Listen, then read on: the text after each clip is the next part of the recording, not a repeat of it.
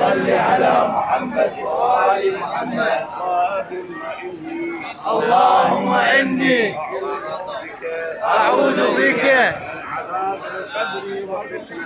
من عذاب القبر وفتنة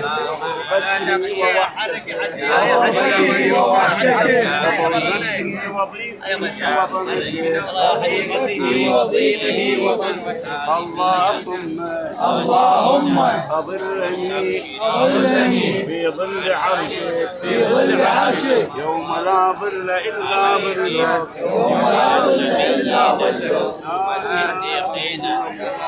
لا إله إلا الله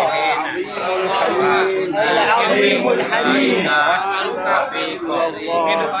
إله إلا الله يا سميع اسمعني يا جبار اجبرني يا ستار.